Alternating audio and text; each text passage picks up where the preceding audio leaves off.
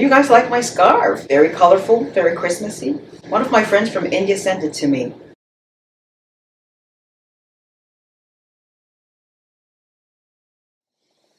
Hi and welcome back to my channel. I am so very excited because next week is Christmas. Even though I'm 99.9% sure that I'm going to be working.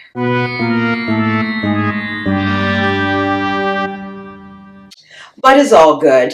I'm gonna get that OT. Besides, I'd rather not be off on Christmas Day. It's not like I have a Christmas dinner to prepare. My family is out of state. Not all the older people with seniority who have families and kids have Christmas off. They need it. I've actually worked the last 3 Christmases and it's been a delight each time. I don't know, I just feel like people are much nicer on Christmas Day because it's the holidays, but not the days leading up to it though. But enough rambling about Christmas. Before I get into the nitty-gritty of this video, I want to say something really important. And for this, I need you to come closer. A little bit more closer. Subscribe. Subscribe to it. Just do it like Nike. Just one click. So easy. Just one click and you'll be part of the family. It's just so easy. Pretty please. Alright, okay, you can back up now. Now that we've covered that bit, let's jump right into the challenges. Challenge number 1, the 52-week money challenge. Now, for those of you who are not familiar with this challenge, this is what it entails. Now, every year is made up of about 52 weeks, more or less. 2019 is 52 and a half weeks, I checked. And for this challenge, you would have to put away a dollar amount equivalent to the week of each year. For instance, the first week of the year, which is the first week in January, you will put away $1. The second week of the year, you put away $2. The third week, $3, and so on and so forth. Now, if you do this challenge properly, you should end up with $1,378 by the end of the year. Now, this challenge in particular, I heard from my brother 3 years ago, and I tried it. It was an epic fail. The first time I tried it, which was last year, 2017, I didn't make it past week 13, which is about March-ish. Then I tried it again at the beginning of this year. Much better. I made it at least up to May, and then I don't know what happened, quite frankly. Which is why for 2019, I have given myself a head start. I already started. Thus far, I have accrued $91 in this cookie canister, clearly labeled 52-week challenge. Mostly 1s, a 10, a few 5s. Now, is this cheating? Starting early? Absolutely. But why wait to the start of the year to start achieving your goals? It makes no sense to me. Start while you can. Moving on to challenge number 2, saving up $12,000 for the entire year.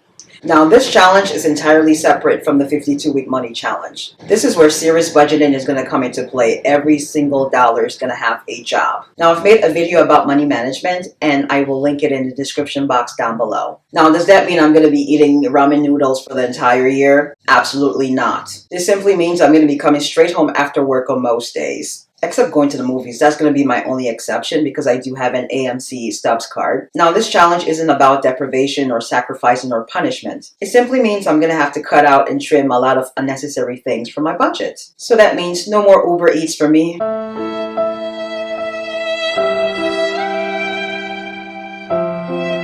But it's all good.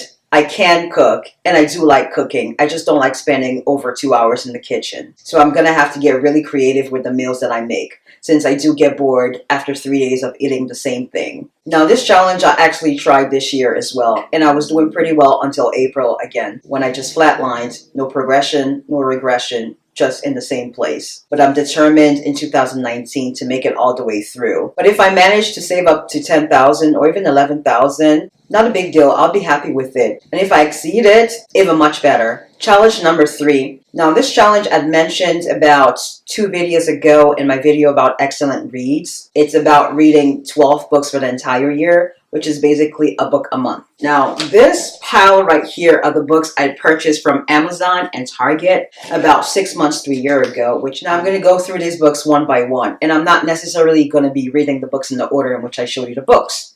Book number 1, After Me. Now, this book is actually a sequel to the book and the movie Me Before You. The movie came out in 2016. I'm not quite sure when the book came out, but I did watch the movie and then read the book much later. So I'm going to be reading that book. This other one, Still Me, It's actually a sequel to the first one that I showed you guys. And I didn't even know that there was a third part to this story, because when you watch the first movie or read the first book, one of the main characters dies. So then I didn't think there would be a sequel and then a sequel to the sequel. So that should be interesting. Now, book number 3, Panic, actually written by Lauren Oliver, which is the same author who wrote this other book here, Replica. She's also the author of the book Before I Fall, which also had a movie that came out last year, 2017. I cried most of that movie. So it should be an interesting read. Now, this book, I'm very excited to read it because it's 2 stories in one. Now, look at the cover carefully for this book. And then you flip the book around and it's a second cover. I cannot wait to read this book. Book number 5, Sharp Objects. Now, I only got this book because a very good friend of mine had talked about the show, and I looked for it on Netflix and couldn't find it, so I just figured while I was in Target the other day to pick it up. I think I might actually read this one first because it looks like it should be an easy read. It's a pretty thin book, so we'll see. Book number 6, Girl, Wash Your Face.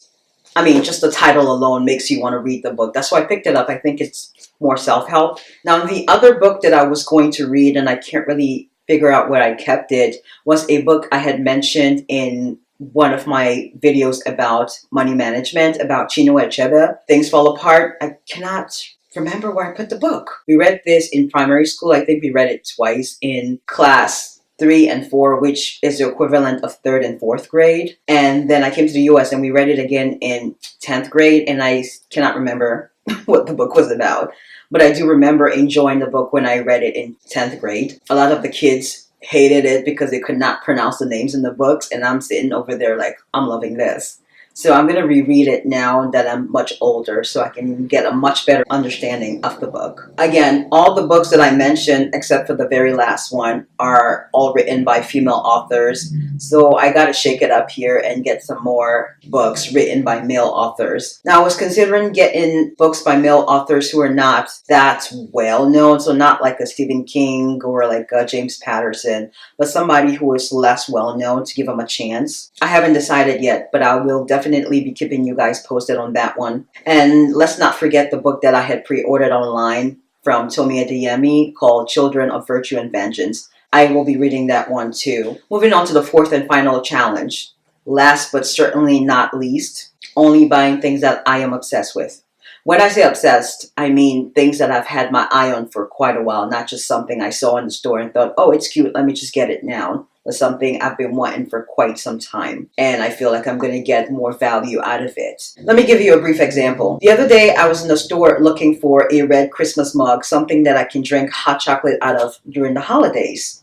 Not that I don't have mugs at home. I just wanted a special one for the holidays. I couldn't find one, but I came across one that was white and had a splash of red on it. I started to put the mug in my cart when I realized I was not obsessed with it, and I was about to pay $5 for it. So I put it back on the shelf. It wasn't even the size I wanted. I'll live without a Christmas mug. I will find the mug when it finds me. Lesson learned here, don't settle. Know exactly what you want and get it. Don't settle for something that is close enough to the one that you want, because at the end of the day, it's a want, not a need. Learn the difference. And that concludes my video for today. Thanks again for watching, and I will see you back here next Tuesday on Christmas Day. I'm so excited. Bye. Oh, it's about to fall. Hi guys. About to head to the movies. Embrace yourself. I am going to see 3 movies. I'm going to go see Creed 2, Instant Family, and Robin Hood, the one with Jamie Foxx. Yes, I do this quite often. Maybe not 3 movies a day, but I normally go see 2 movies a day. And I'm only doing that because there's a lot of good movies coming out, and like I really don't want to be going to the movies every single week if I'm not feeling like it. So why not knock it out in one day if I can? It is Friday and it is raining cats and dogs right now, so why not? Yesterday I went to go see Green Book and Fantastic Beasts. Really good. Fantastic Beasts was fantastic. If you haven't read any of the Harry Potter books or watched the movies, you will be lost because there's a lot of references to the previous books, previous characters, and even the magic in those books. If you haven't watched the movies, read the books, you'll be confused as to what's going on. So yeah, it's best to catch up on your Harry Potter readings or watching of the movies before you go see that one. Really good to be immersed in that world again. As for Green Book, made me laugh so hard and cry as well. If you're not familiar, Green Book is the one with the black piano player. I believe his name was Dr. Shirley, who had the white Italian driver from the Bronx.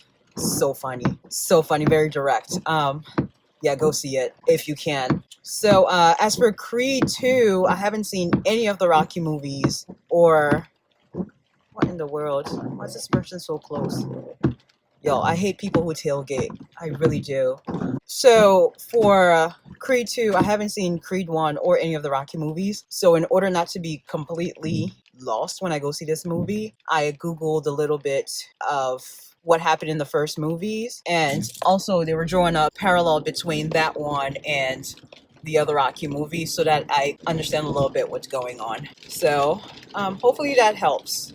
Oh, it's starting to rain heavy. All right, I gotta focus. I can't. Bye now. Our bottom is already full. Damn. Not even 1 o'clock in the afternoon. P.S. This is why I come to the movies really early so I can avoid the crowd. And already it's full. Like, how is that possible? I was about to curse too. How, yo? So I'm just sitting here chilling in my car in the parking garage. Don't want to walk around until my next movie because if I walk into Sephora, it's a done deal. $200. Gone. Since everything is like $50. Just exaggerating. But I mean, things really are expensive in Sephora, especially just skincare. But it works. And so does drinking water. Lots of it. But yeah, so I'm just gonna sit right here until 7:45, which is when my next movie is. It's think is about 6:30 right now, so I have about an hour and 15 minutes to kill. But can we just talk about Creed 2, which is the first movie I saw today? I mean, I'm not even really into boxing because I don't really like to watch people like beat the shit out of each other. But that movie was deeper than just boxing. Like I said, I haven't seen the first one or any of the Rocky movies, but yeah, it was really good. I was able to catch on. Michael B. Jordan, on fire. That other guy who played Victor Drago, it's happening for him. It's happening. Instant Family was good too. Really funny. And I mean, very real. Like, lots of the stuff that these people are saying, like, this is stuff that people actually see in real life in regards to adoption. So the next one up is Robin Hood, and I'll let you guys know how I make out with that one. It looks like a pretty good movie. Truthfully, the only reason I'm gonna see it is because Jamie Foxx is in there. Otherwise, I don't really care. Right for me, baby, tonight, thinking maybe I'ma ride my solo ride. So look back at us, baby. That was quick. Yay! So excited. Tongue twister. Why can't I get this right? That was quick and painless.